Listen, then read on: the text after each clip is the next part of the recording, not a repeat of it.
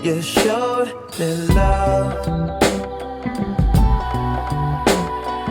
Glory from above, regardless, dear. It's all downhill from here. Real life, remember how it was. I'm King, Michael Jackson, all this shit. Say what up to Reggie, the shoe. Say what up to Danny. Say what up to. Oke, jadi selamat datang teman-teman sekalian. Perkenalkan kami salah satu mahasiswa dari Prodi Administrasi Bisnis UPN. Nah, kami di sini mendapatkan tugas untuk mewawancarai kebijakan strategi yang dilakukan oleh suatu perusahaan. Nah, sebelumnya kami mau mengucapkan banyak terima kasih karena kakak telah bersedia untuk kami wawancarai. Mungkin untuk mengenal lebih jauh, kita mulai dari perkenalan diri dulu ya. Perkenalkan, nama aku Izar, aku dari Prodi Administrasi Bisnis UPN. Perkenalkan, nama aku Pras Angelik Mbora, aku dari Prodi Administrasi Bisnis. Perkenalkan, aku Najwa Skormalida dari Prodi Administrasi Bisnis. Oke, jadi mungkin kita langsung tanya-tanya ke kakaknya aja ya. Mungkin kakaknya bisa perkenalan dulu, terus menjelaskan sedikit tentang perusahaannya gitu, kayak latar belakang maupun visi misinya. Gitu. Sebelumnya perkenalkan, nama saya Angelia. Saya sebagai marketing representatif di Yuhu Dessert. Jadi emang Yuhu Dessert ini sebenarnya udah lama ya, dari tahun 2014 atau 16 itu di G-Walk. Jadi tapi udah pindah baru-baru ini ke sini. Jadi udah setahun sih di Nugraha Family. Visi kita itu jadi salah satu dessert Taiwan yang base-nya di Surabaya itu bisa menjadi pilihan utama bagi masyarakat Surabaya. Tapi kalau misinya itu kita lebih mementingkan kualitas dari produknya. Jadi bahannya itu biasa premium. Dari awalnya tuh makanan Taiwan gitu ya. Maksudnya yang signature-nya gitu ya. Iya, dessertnya. Oke. Mungkin ada salah satu poin yang membuat aku tertarik nih. Kan signature dari Yuhu ini adalah makanan Taiwan. Nah, bagaimana Yuhu ini bisa kayak menggait pasar yang memang mereka tuh kayak pengen makan makanan Taiwan gitu. Mungkin strategi apa sih yang dilakukan sama Yuhu ini untuk menggait pasar-pasar yang menyukai makanan Taiwan itu?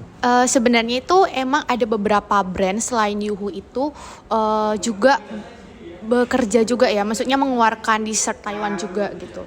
Tapi yang menjadi ciri khas dari dessert Taiwan Yuhu ini emang tidak sama gitu kan. Kalau misalnya yang lain kayak contohnya kayak Hong Tang, Zeri Ball itu kan 11-12 ya sama Yuhu ya. Dan membedakan itu lokasinya sama ya, impor maksudnya distribusi barang-barangnya itu berbeda gitu dengan mereka gitu. Terus untuk menggait pasar ya, kita emang menekankan ke anak-anak muda, Gen Z, milenial yang waktunya kerja produktif, karena emang mereka lebih menekankan estetika sama kayak unsur budaya. Jadi ada juga beberapa orang itu emang tertarik sama budaya Chinese gitu ya, makanan Taiwan, atau mereka sudah pernah beli berkesana dan cenderung makanan dessertnya ini tidak manis, jadi nggak enak gitu. Ada beberapa orang itu kurang suka rasa yang manis, terlalu sweet tooth. Tapi ini bagi orang yang suka dessert tapi nggak mau manis-manis banget, itu sesuai banget sama dessert Taiwan kayak gitu. Tadi kakaknya sempat menyebutkan pesaing-pesaing nih. Nah, bagaimana cara di Yuhu ini sendiri itu tetap membuat mereka tuh kompetitif sama pesaing-pesaing itu. Jadi kayak dalam persaingan mereka, Yuhu ini terus tetap bersaing sama brand-brand yang besar tadi mungkin kakak sebutkan, seperti itu. Itu lebih ke loyalitas pelanggan sih. Jadi kayak emang karena kita itu udah ada nama di G-Walk itu udah banyak pelanggan-pelanggan yang udah tahu sama Yuhu. Dan pas kita pindah ke sini, kita mungkin nggak mungkin dari nol lagi, sudah memang ada pelanggan tetap. Terus gimana cara menggaitnya? Mungkin dari branding ya. Dulu mungkin branding Instagram itu kurang kuat, tapi sekarang kita pakai jasa juga dari kreatif agensi buat untuk nge-branding. Selain itu juga ada tim marketing ya, termasuk saya sendiri itu ngebantu untuk omset penjualannya. Itu dari mana aja, apalagi sekarang zaman digital ya, kita udah tahu ada influencer, terus juga buat konten FYP, kita juga merambah ke TikTok, terus kita juga meraih brand kayak kolaborasi brand, terus juga ada apa ya buat loyalty card atau misalnya diskon-diskon lainnya untuk mahasiswa, atau sekarang ini ada diskon Ramadan seperti itu. Strateginya ternyata membuat branding, diskon-diskon gitu ya. Oke, baik. Mungkin teman saya nih juga kayaknya pada kepo nih Kak. Mungkin selanjutnya pertanyaan dari teman-teman, silakan. Sekarang giliran aku ya Kak yang nanya-nanya, apakah di beberapa tahun terakhir ini ada inovasi yang udah terapin untuk jadi strategi bisnis di cafe ini? Terus kalau misalnya sudah, apa contoh produknya?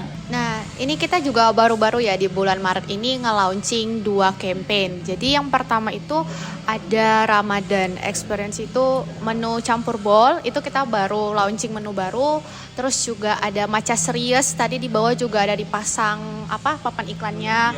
Nah, sebenarnya yang membuat kita masih bertahan sampai sekarang juga karena banyak nge-launching produk baru. Jadi nggak stagnan hanya signature dessert, tapi kita juga merambah ke bagian snack, ke bagian makanan berat juga dan lainnya. Kita mengikuti juga dari permintaan pasar. Misalnya pengennya tuh matchanya lebih dibanyakin, makanya kita buat juga di 1 bulan itu Matcha Series ini berjalan nggak. Tapi kalau misalnya omsetnya turun, maksudnya nggak ada yang beli, maka akan di stopkan cuma sampai bulan Maret ini gitu. Jadi kesannya kayak seasonal gitu ya. Setelah kakak launching beberapa inovatif series, lini produk dan lain-lain, itu gimana cara Yuhu Cafe ini buat mempertahankan rasa asli kuliner Taiwan?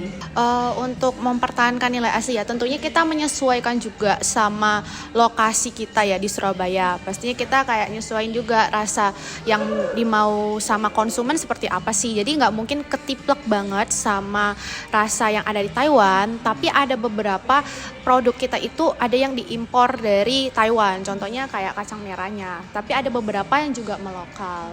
Tapi resepnya kurang lebih pasti sama dengan dessertnya Taiwan gitu. Jadi udah disesuaikan lagi ya sama lidah-lidah orang sekitar. Jadi segitu aja dari saya, akan dilanjutkan oleh Angel. Nah Kak, sekarang tuh ada beberapa pertanyaan. Kan kakak sempat nyebutin bahwa pertama ini kan di G-Walk terus pindah ke Graha Family, yang dimana tuh daerah ini tuh terkenal sama biaya operasional itu cukup tinggi.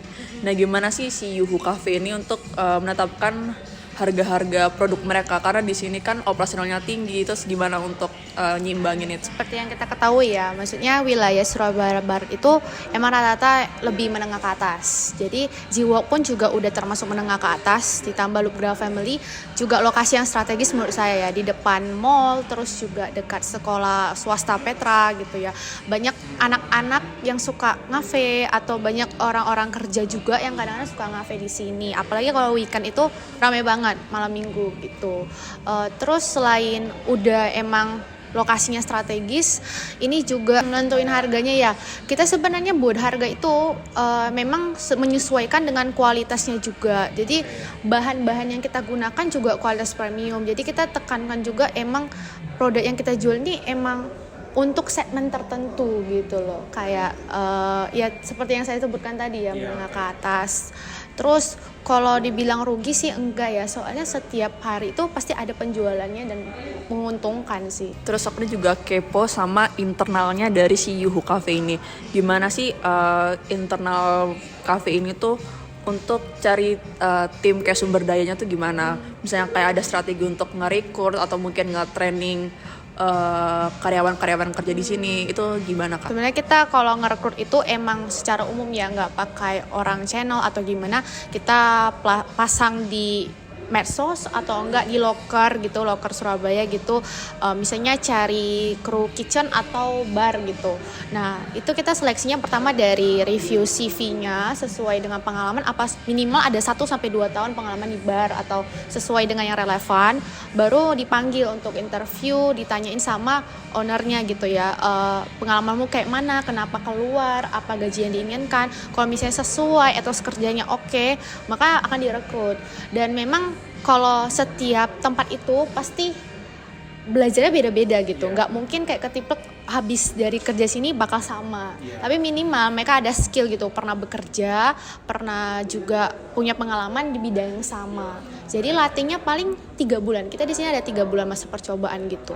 Kalau misalnya oke, maka akan dilanjutkan seperti itu. Mungkin ini pertanyaan terakhir, tadi kan kakak juga udah jawab pertanyaan tuh dari strategi bisnis seperti apa, terus inovasi produknya sampai ke penetapan harga dan rekrutmen. Nah ini terakhir Yuhu Cafe ini tuh rencana ke depannya pengen ngapain sih? Sebenarnya planning kita itu pengen lebih menaikkan omset karena ini lebih ke penjualan ya, kita menjual dessert. Ini kita lagi bergerak ke event-event itu emang. Jadi kita nyodorin untuk event catering biar penjualan itu makin naik. Selain itu kita juga pengen nyebarkan awareness. Jadi sebenarnya juga Yuhu ini sister brandnya Yugu.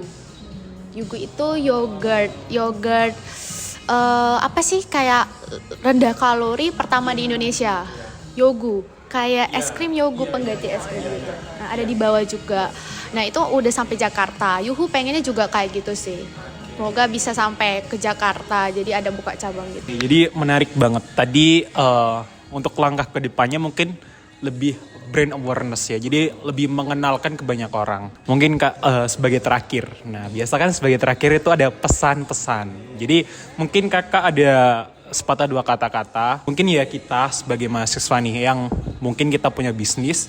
Dan menurut kakak gimana sih strategi-strategi yang dapat kita lakukan sesuai dengan apa yang tadi kakak jelaskan. Mungkin atau dari kakak sendiri mau menambahkan juga gak apa-apa. Lebih ke gimana strategi-strategi kita sehingga kita juga bisa mungkin meningkatkan omset atau membrandingnya dengan baik seperti itu. Nah, ini yang buat baru bangun bisnis ya. Pertama kalian tuh harus lihat apa kebutuhan dari konsumen gitu, apa kebutuhan pasar. Jangan membuat suatu brand itu karena kemauan kita sendiri dan menurut kita itu penting. Kita perlu lihat pelanggan pengennya apa. Kedua itu konsistensi. Sekecil apapun, misalnya nggak ada modal apapun, ya minimal kita gunakan medsos. Medsos itu adalah hal paling kecil modalnya, nggak perlu ngeluarin uang, bahkan nggak perlu pakai campaign kalau misalnya susah. Kan ada SEO gitu ya, kita ngelihat tren itu bisa memungkinkan kita bertahan gitu di pasar. Intinya tuh konsisten aja sih. Sampai mungkin setahun atau 2 tahun pasti saya jamin itu berkembang gitu. Jadi terima kasih banyak Kak Angel atas telah menjawab pertanyaan kita dari A sampai Z. Dari strategi, bahkan penetapan harga, rekrutmen, dan bahkan pesan-kesan yang menurut kami juga sangat bagus. Dan interviewnya juga sangat menambah insight. Sekali lagi kami ucapkan mungkin terima kasih banyak atas ketersediaannya. Kami mengucapkan undur diri dan pamit. Bye-bye juga teman-teman sekalian udah menyaksikan. Sekarang kita akan mencoba salah satu signature menu dari Yuhu. Signature Oreo Ball Milk. Kelihatannya sih enak ya. Dan enak. Oke, bisa dideskripsikan nggak rasanya? Rasanya gak terlalu manis. Nggak terlalu manis terus? Gak terlalu manis, terus dia enak aja. Ini perlu jari-jarinya. Oke. Ini kayaknya ada boba. Oke. Ini enak.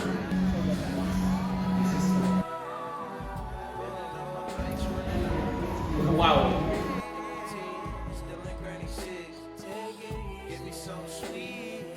Guys, kalian harus cobain. Datang ke Yuhu di mana? Geraha Family. Geraha Family.